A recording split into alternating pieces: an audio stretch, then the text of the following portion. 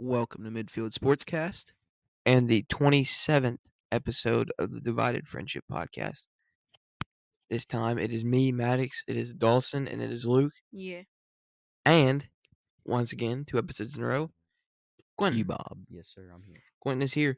Today, episode 27, we have the Power 4 this year, without the Pac-12, sadly. Player of the Years. We're going to do Offensive Player of the Year and Defensive Player of the Year for all 4 conferences, the SEC, the Big Ten, the ACC, and the Big 12. What conference do we want to start with first, fellas? Let's start with the Big Ten. Big Ten? All right, and I'm going to go first. Well, you go first then, buddy.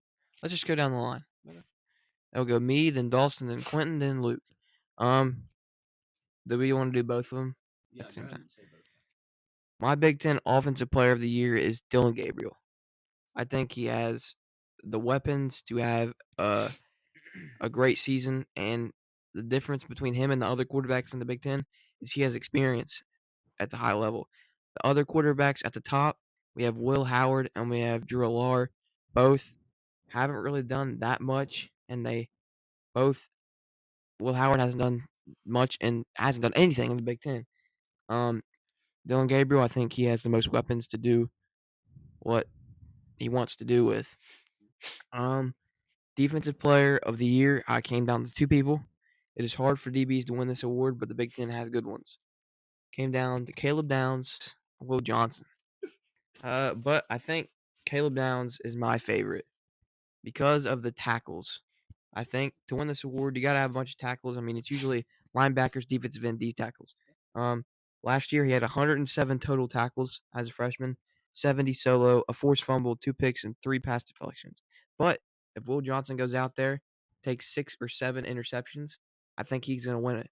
I think if he gets a good amount of interceptions, with the hype around both these players, if he gets the interceptions that like 6 or 7, I think Will Johnson will win it. If Caleb Downs continues to have the amount of tackles he has, maybe has 4 or 5 picks, I think he'll win it. Comes down to these 2. That's my Big Ten. Billy? All right. My Big Ten Offensive Player of the Year, I'm also going to project it is Dillon Gabriel. I'm sure most of us will probably say Dillon Gabriel he is the best option here. I'm not saying he's the best player offensively in the Big Ten, but he definitely is in the best situation. Great quarterback. He's got a lot of experience, and he's got a lot of weapons around him, as well as a great head coach in Dan Lanning. And so with that, he's got all he needs to succeed. He just has to execute. And as long as he executes, I think this is his award to lose. Now, for my Defensive Player of the Year, I have went with Mason Graham, Michigan's D tackle. This is because I think he will not be able to be double teamed due to Kenneth Grant. Mm-hmm. So you're not going to be able to put 2 bodies on one of them because then you're just going to let one of them run free. So I think he'll probably have close to double-digit sacks if he's not in double-digit sacks. And like Maddyx said, this is a award for of course it's an award for defenders. It's an award for defensive linemen, ends, and linebackers to win. You don't really see very many defensive backs win this award, and that is why I think Mason Graham is the best option here for the Big Ten. I like that choice. So I went with the same approach for the offense. Dillon Gabriel. I think Matt Pat explained it pretty much perfect.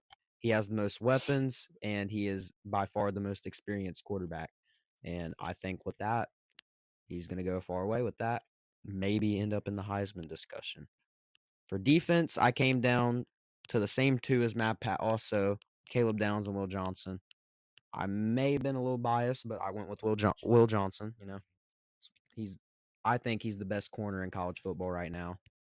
Some people might say otherwise, but I mean, that's pretty much self-explanatory there. Will Johnson. All right, well, all 3 of you said Dillon Gabriel, but I'm going to go with Quinshon Judkins of Ohio State. Again, hurts me to do this. Put him. That really surprised me because, like, if he was like by himself on a team, I would pick him. But with Henderson, I just didn't pick him. I still think he'll do I think he will, but like splitting reps. That's why I don't have him there.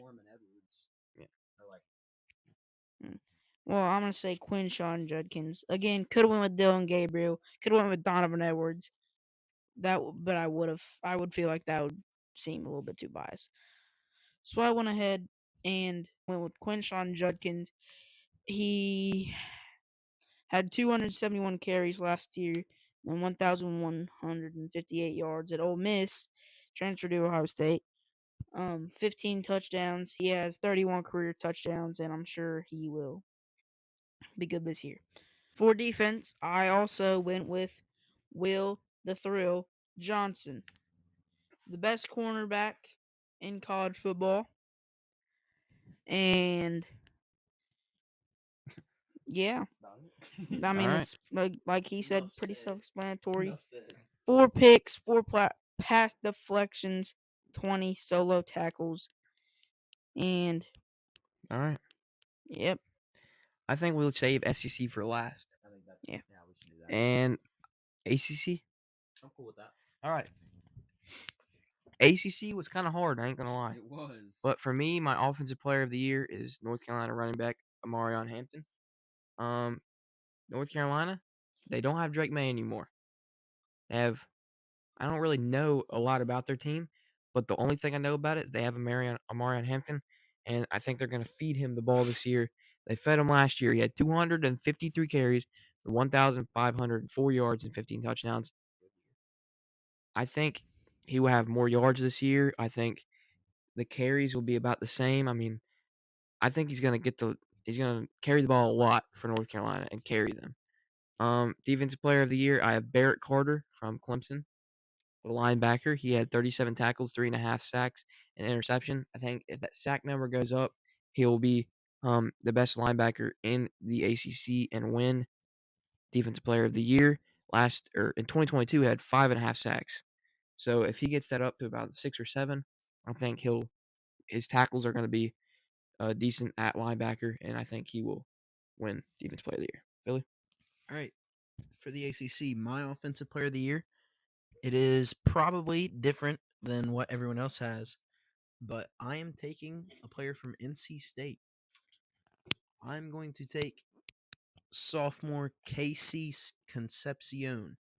Whoa. What? NC State receiver. Balled out last year with the weird quarterback situation they were in. I'm almost 100% positive he won ACC Offensive Freshman of the Year or Offensive Newcomer of the Year. I'm not sure how they say it in that conference, but he played amazing. I'm going to pull up his stats here. He also goes by Kevin Concepcion. You guys might know him by that. He had 71 receptions, 839 yards, and 10 touchdowns as a true freshman in a power conference like that. One of his better games was against North Carolina. He had 7 catches for 131 yards. And actually, another one of his better games, Marshall, 8 catches for 102 yards. He had quite a bit of games with multiple touchdowns. He actually only had games with 2 touchdowns. He had 5 games with 2 touchdowns. And I think with Grayson McCall as his quarterback now, he is an even better candidate for this because Brennan Armstrong, let's be real, he just wasn't good last year. Was not. MJ Morris, the 4-game stretch they had with him, he was pretty solid for NC State. And then they had to switch back, of course, as he decided that he needed to redshirt. Anyways, now on to my defensive player of the year for the ACC. I am taking Barrett Carter as well. I feel like this might just be a unanimous decision among us, but I mean, he's a great player. Linebacker for Clemson. Not really much to say about him. Played well last year. I don't see a reason why he would decline in production. He should just be getting better. Off to you. All right. Well, I would have more to say if Mad Pat wouldn't be stealing each and every one of my ideas so far. But anyways, offense player for the ACC, also Amarion Hampton.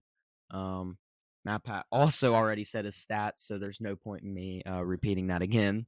But yeah, I think he's going to have a good year. He finished last year with 1,500 yards and 15 touchdowns. That's a great season, and I think he'll add on to that this year. And he's a pretty good receiving back here too. He had a few games with about 50 receiving yards, so that could come into play too. And for defense, I also went with Barrett Carter. He had 3.5 sacks, 37 solo tackles, and an interception. We'll see how he does this year, but yeah, not much to say because Matt Pat steals everything from me. So on to you, Luke. Well, I was gonna say Marion Hampton, but since you guys both already said it, I'm gonna say Cam Ward, who had that weird little situation where he entered the draft, but then he was in the transfer portal, and then he was at Washington State, and then it was really confusing. But he's at Miami now, and he had a monster season at Washington State, and he had 3,735 yards and 25 touchdowns. He can also run the ball too, and he is the ACC's highest rated Heisman candidate so far. Defensively, I'm also gonna say Barrett Carter. Um, Heavy hitter. He's got some speed on him. I'd hate to go one-on-one with Barrett Carter. Oh no, no. If you know, you know. Kind of overlooked by Jeremiah Trotter Jr. last season, but I feel like Barrett Carter still a very good linebacker. All right. On to the Big 12. Yep. Big 12. I Um, don't think you'll have the same ones. Offensive Player of the Year, Ollie Gordon. Oh my gosh! Let me go first next time. Oh gosh. 285 carries, 1,732 yards, 21 touchdowns. I think this is an easy pick. I mean, his production is not going to go down. He's going to get fed the rock, and I think he'll deliver. Sophomore season, he was one of the best running backs in the country, the best running back in the country, and I think he'll continue his career like that. Defensive Player of the Year, I think, comes down to two people on the same team. I'm going to lead with Nick Martin from Oklahoma State. He's a linebacker for them. 83 solo tackles, 6 sacks, a forced fumble, and 2 picks last year for him. But I also think Kendall Daniels is in the conversation. Oklahoma State safety. He had 62 solo tackles last year, a forced fumble, 2 picks, and 1 pass deflection. He gets the pass deflections up and gets the interceptions up. I think he'll be in the conversation because I think Oklahoma State will be pretty decent. But I think Nick Martin is where I'm headed, and I have Oklahoma State sweeping Offensive Player of the Year and Defensive Player of the Year. Billy? All right. My Big 12 Offensive Player of the Year is going to be a little bit different from the others. That's how most of my picks are going to be. This guy, 7 of his last 8 games, he went for over 100 yards rushing. I think he's kind of overshadowed by Ollie Gordon, but I think RJ Harvey could be potentially a top 3 running back in college football this year. 226 carries, nearly 1,500 rushing yards, and 16 touchdowns last season with 6 yards a carry. Obviously, Ollie Gordon, very good. Can't deny that. But RJ Harvey, I think maybe with KJ Jefferson in at quarterback, that could be a more dynamic look for UCF. Maybe get him bigger running lanes because KJ Jefferson is a threat to rush as well. So we will see how that goes. But I do think RJ Harvey will have a good season this year. Now, for my Defensive Player of the Year, I'd really assume none of you guys have this dude, but I'm going to say Logan Fano from Utah. He is an edge rusher, and he only played in 5 games last year because he got hurt. But in those 5 games, he had 5 solo tackles, 3.5 sacks, and 2 forced fumbles. Also, in those 5 games, he was playing behind now NFL player, Jonah Ellis, who was, I think he was a All-American at the end of the season last year. So obviously a great talent to learn from, a great talent to play behind as well. He could have adapted a few things from his game and added it onto his own. So I'm banking on an improvement from Logan Fano and a better season with no injuries. All right. Well, I was also going to choose Ollie Gordon, but since Matt Pat wants to steal it from me again, I went a different approach. I went with Mr. Perfect Timing, Shador Sanders. Last season, he finished with over 3,000 yards, 27 touchdowns, and 3 interceptions. He had a great season. His team did not have a great season, however. A lot of people expected him to go from poverty to playoffs in the first season. Personally, I was on that hype train. I thought they were going to be a very good team. I didn't think they would be playoff wise, but I thought they were going to have a really good bowl game this year. I thought they were going to win 9-10 games, honestly. I hopped on the hype train. It wasn't it. And then for defense, I don't watch a lot of Big 12 football, to be honest. I'm just going to just throw this out here because why not? I'm going with this teammate, Travis Hunter, the dynamic guy.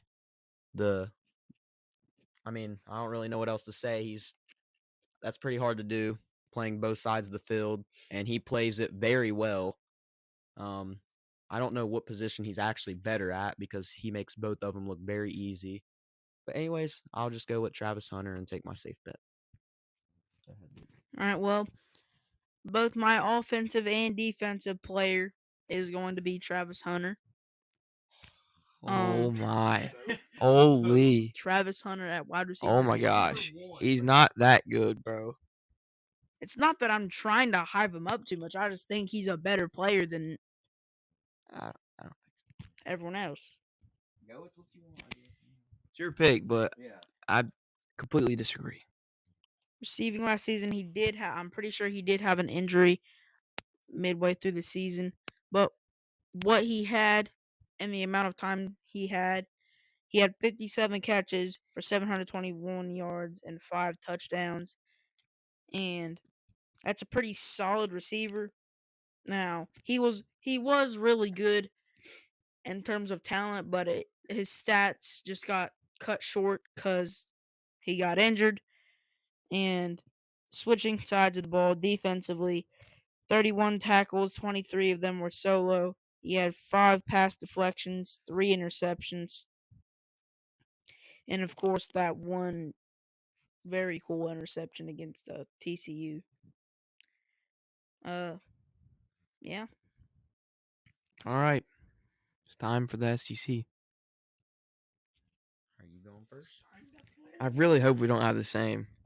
We're probably going to for both, and I'm going to be very angry. Offensive player of the year, I have wide receiver Luther Burden from different. Missouri. Okay.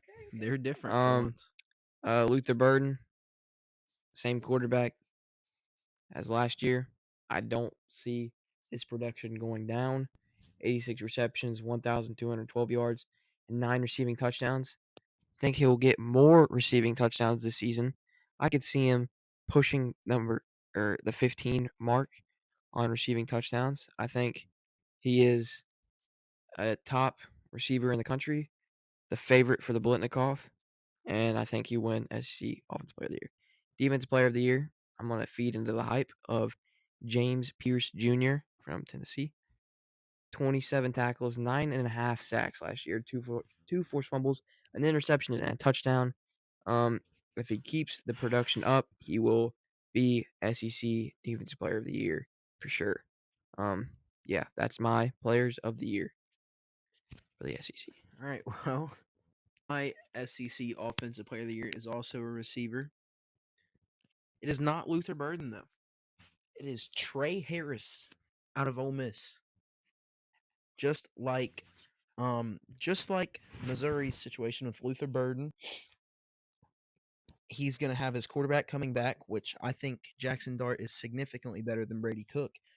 And he's in a friendly system to receivers and quarterbacks. Jackson Dart should only be getting better, and Trey Harris was the number 1 target for him last year, which he should also improve as well.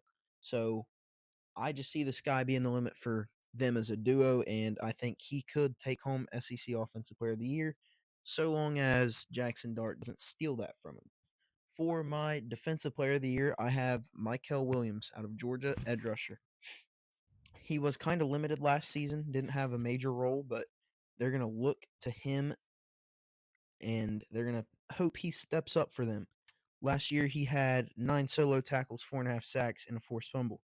He is a junior coming into this year, kind of overshadowed by some NFL talent, and now he is the top dog there. So he is the person that is going to be overshadowing the others. That's all I have to say about that. I got you. Okay. For my offensive player for the SEC, I got Quinn Ewers out of Texas. I think right now he's personally my favorite for Heisman. I think he's probably going to win Heisman this year. It really just depends. Who knows? But last year he had 3,500 yards, 22 touchdowns, 6 interceptions. They got all the way to the college football playoffs before getting knocked out to Washington. I think they'll be back this year, and I think they're going to be back better. For defense, Matt Pat, once again, likes to take my ideas. James Pierce Jr., 9.5 sacks, 18 solo tackles, and interception. If you ask me, he's got that dog in him, and I think he's going to continue to have that dog in him, and he's going to go crazy this year. All right, well, I am also going to go with Luther Burden at the wide receiver position for my offensive player of the year in the SEC. Generational talent in Luther Burden. Last season, he had 86 catches for 1,212 yards and 9 touchdowns. I think he could potentially make a push for the Heisman. Now, will he win it? Probably not. But will he make a push? Potentially yes, and probably yes. Wouldn't be surprised if he didn't. And for my defensive player, I'm going to go with Malachi Starks from Georgia. 52 tackles, 3 interceptions, and 7 pass deflections. Now, Georgia did lose some of their defense to the NFL, but Malachi Starks still being there is going to be. They lost Javon Bullard to the NFL, but still a lot of talent left in that defense, and Malachi Stark's gonna lead it. The ball hawking safety, yeah, I'm gonna go with Malachi Starks. All right. That's That's it. all the conferences of the Power Four and our players of the year. You know what time it is now, buddy? Random record prediction. Woo! Who's going first? Me. Get the wheel out, boy. Let's spin the dang wheel, fellas. Still no sound effects. New Mexico. I think I got them last year. I feel like. Starting off, Montana State, W. Arizona, loss. Auburn, loss. Fresno State, loss. New Mexico State, loss. Air Force, loss. Utah State, win. Colorado State, loss. Wyoming, loss. San Diego State, win. Washington State, loss. Hawaii, win. Well, that's 4 wins, but we got to see if they play the They- 13 games because of Hawaii. Nope. 4-8 record for New Mexico. All right, let's see what Quentin gets on the wheel spin. All right, let's spin the dang wheel.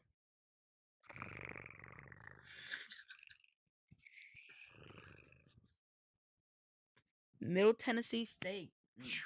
Interesting. You gotta love this. This is where we get some random teams to predict. They start off the year against Tennessee Tech. I'm gonna say they take the dub. They're gonna get drilled in week 2 to Ole Miss. I'm gonna say lost to Western Kentucky, lost to Duke, lost to Memphis, win to LA Tech, win to Kennesaw State, win to Jackson State, win to UTEP, win to Liberty, win to New Mexico State, Huh? and yeah, I think they can beat Liberty. Hmm. I think they can, for real. Caden Salter. And then they beat FIU. I think Caden Salter will have something to say I about think that's that. one. I think that's one of the games where they get upset. I think that is an 8-4 record there for Middle Tennessee Wow. State, if I counted right. It's not bad. I'm gonna be angry if I'm Caden Salter. All right, back to the wheel spin I go, and this one's gonna be for me. We're gonna come back to this video later on down the year, and y'all are gonna see when Middle Tennessee beats Liberty. All right, you heard it here from DQ, the goat. All right, let's go. All right. I'm going. Wheel spin. Pull it up for you. Come on, give me Ball That's a State. ranked Ooh. team. Utah. Interesting. Wow, good team. Well, be a good team. on them in your rank. There you go, Dawson. yes, this is one of the teams I had inside my All right, top here you 10 go. on my rankings. They open up Southern Utah. That's a win. Baylor, win. At Utah State, win. At Oklahoma State, win. Home against Arizona. That one is going to be a tough one, but I'm going to say Utah wins it. At Arizona State, win. TCU, win. At Houston, win. BYU, win. At Colorado, win. Iowa State, win. Oh my goodness. And a loss at UCF. No way. You have them losing their only game last 11 year and of the 1. year? Yep. Okay. That's a night game too. Hey, RJ Harvey's going to get to him. He's going to get to him. All right, now we have Mad Pat, and this will close out the episode as we head back to our wheel spinner. Final spin of the night. And who is Mad Pat going to draw? He is going to draw Colorado. the Buffs. Ooh, I like that one. This will be All right. interesting. We'll see Mad Pat's predictions on Prime Colorado time. right now. Prime time. Let's see if he buys into the hype. North Dakota State win. They beat one of the best teams out of the FCS. Then they head to Lincoln, Nebraska. Night game, and they lose. Dylan Raiola gets it done. Colorado State, that's a win. Baylor, that's a win. UCF, that's a loss. Kansas State, that's a loss. Arizona, that's a loss. Cincinnati, that's a win. Texas Tech, that's a win. Utah, L. Kansas, L. Oklahoma State, win. That is a 6-6 record for the Buffs, which is an improvement from last year. They double their win total, but still not very good. I think they got work to do, and they actually have like a pretty rough schedule for the conference they're in. They got to play Kansas, they got to play Utah, they got to play Arizona, Kansas State, UCF, and then they have to play the Big Ten team in Nebraska. 6-6 for them, improvement, but work to do. All right, That is going to end episode 27 of the Divided Friendship Podcast. We thank you guys for watching. We appreciate it more than you guys will ever know. And we will see you on the next one. adios.